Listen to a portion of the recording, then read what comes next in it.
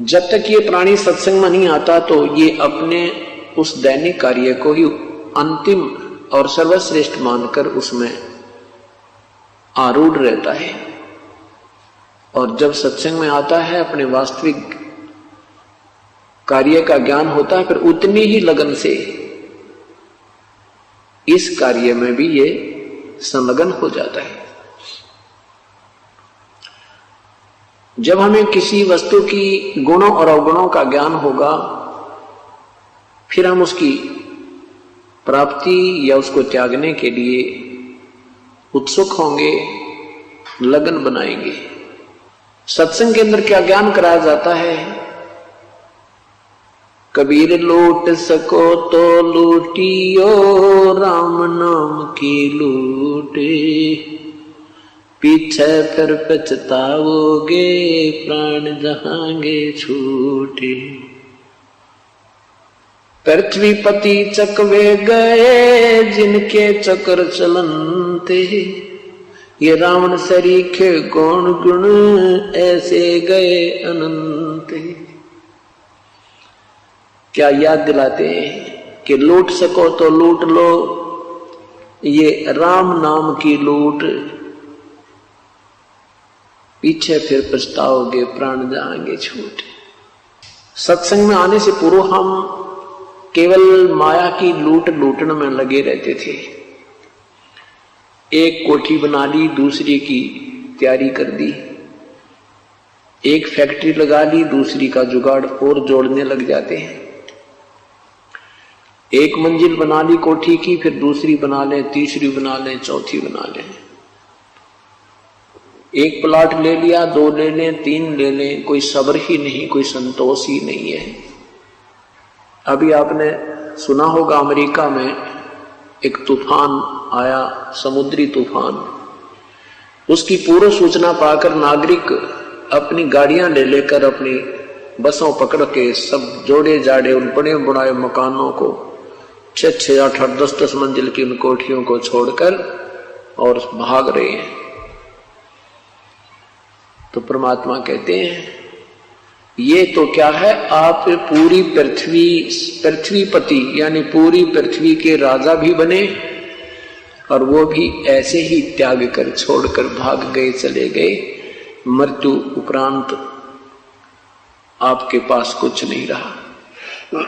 तो यहां ये बताते हैं कि जिस वस्तु को तुम लूटने में जीवन व्यर्थ कर रहे हो, ये तुम्हारा नहीं है। सन 2000 में 26 जनवरी सन 2000 के अंदर के दिन हिंदुस्तान में गणतंत्र दिवस की तैयारी हो रही थी, और गुजरात के अंदर एक भयंकर भूकंप आया जिसमें लाखों लोगों की जान गई, और 1-2 मिनट पहले उनको पता नहीं था कि आज तुम्हारे ऊपर क्या कहर टूटने वाला है।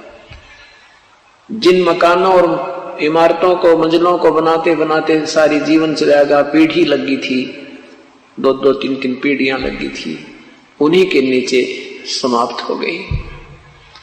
ये परमात्मा याद दिलाते हैं, झूठे सुख को सुख कहे तो मान रहा मन मोदे, ये सकल चबीना काल का भाई, कुछ मुख में कुछ गोदे। नहीं भरोसा देही का, ये विनस जावे छिन्मयी, श्वास उसास नाम जपो भाई, और यतन कछु नाही।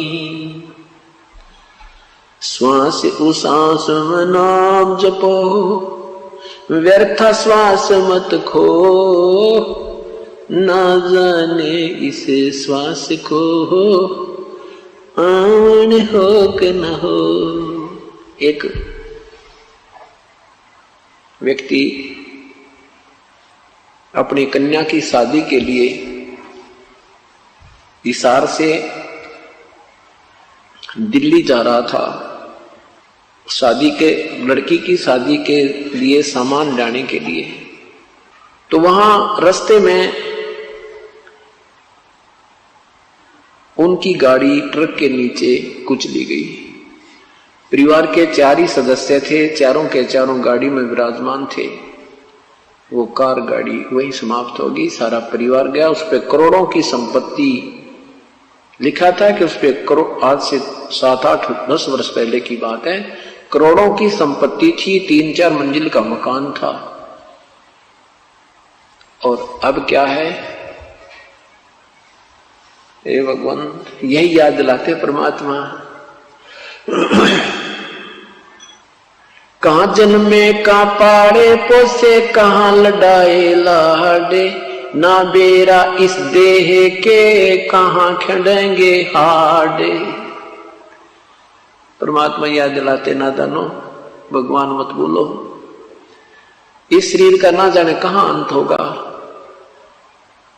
जिस वस्तु को तुम अपना मान बैठे हो ये आपकी नहीं है। ये तो आपने थोड़ी सी सुविधा बनानी थी, गर्मी और सर्दी से बचने के लिए एक मकान बना ले, 2 कमरे बना ले, 3 बना ले, कोई बात नहीं, जब झोंपड़ी डाल ले।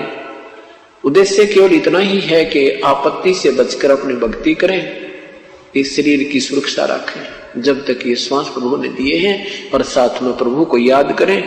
हम वो प्रभु की याद भूलिए।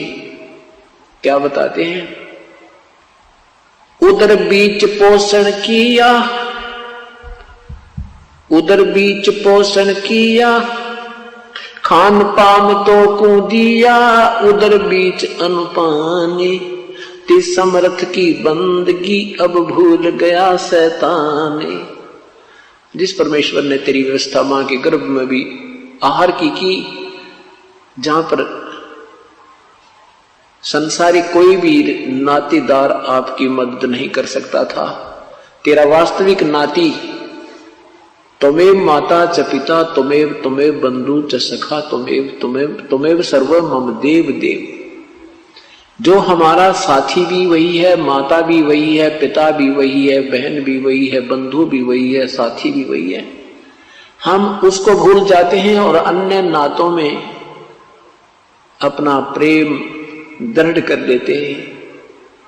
परमात्मा कहते नहीं, श्रद्धा तो परमात्मा में ही आपकी अटूट होनी चाहिए। बाकी आप यहां रह रहे हो जिस भी परिवार कुटुंब में, उसके साथ भी शिष्टाचार पूर्ण रूप से ही आप निभाते हुए प्रभु की भक्ति करते रहिए और गुणगान उस मालिक के करते रहिए। इतना ही सा काम था। वो प्रभु की भक्ति ना करके हम केवल इस कुल कुटुंब में ही लीन हो गए, रिश्ते नातों तक सीमित हो गए।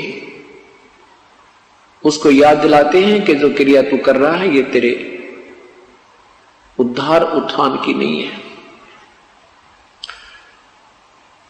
अब क्या बताते हैं परमात्मा, झूठे सुख को सुख कहे, ये मान रहा मन मोदे, ये सकल चबीना काल का, कुछ मुख में कुछ गोदे। ये सब काल आहार है। साथी हमारे चले गए, हम भी चलन हारे, कोई कागज में बाकी रह रही, तात लगी है वार।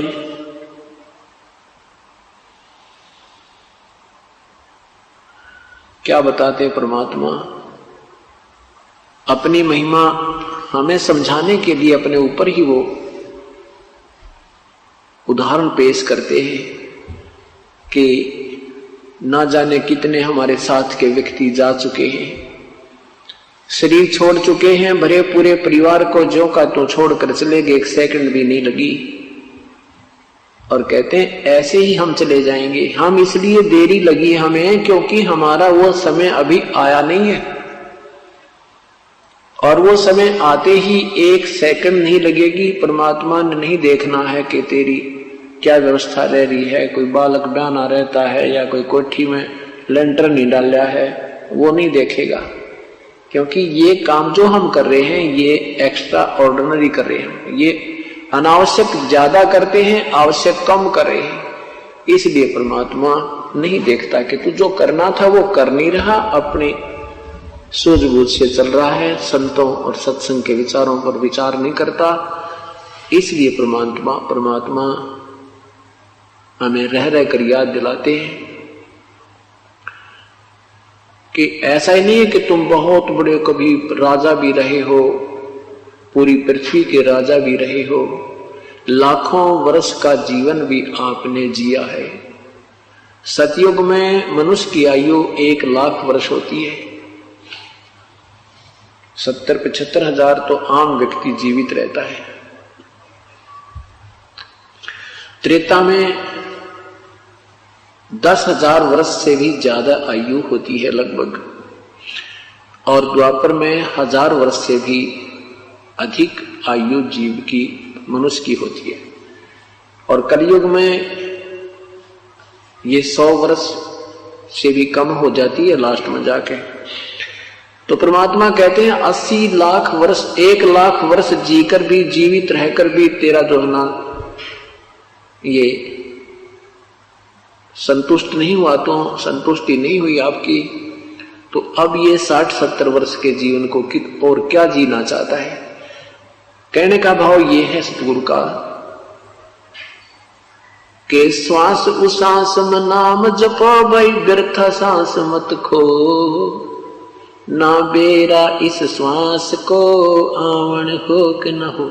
इन सब उदाहरणों को देकर के परमात्मा यही बताना चाहते हैं कि प्रभु को याद करो।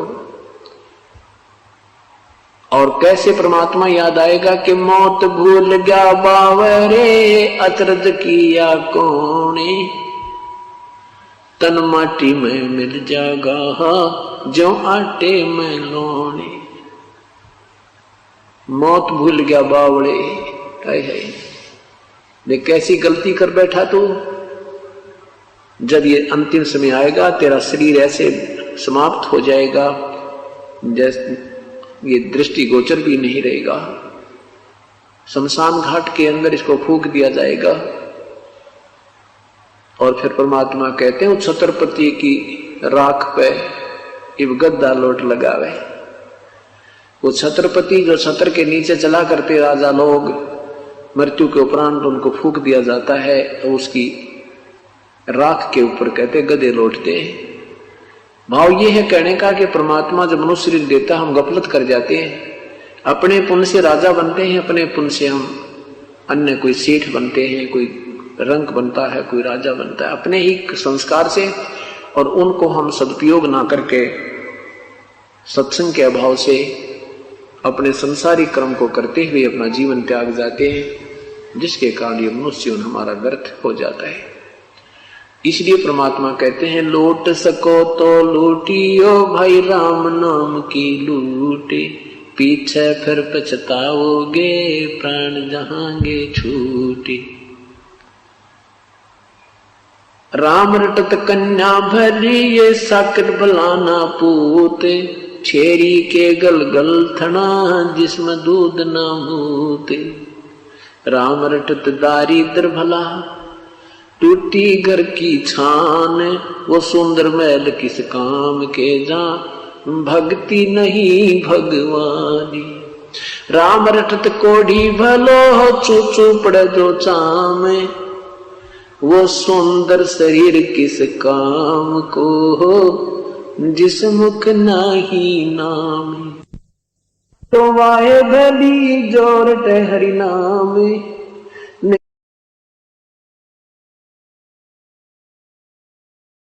तो काट फेंक दियो ये मुख में भलो ना चामे।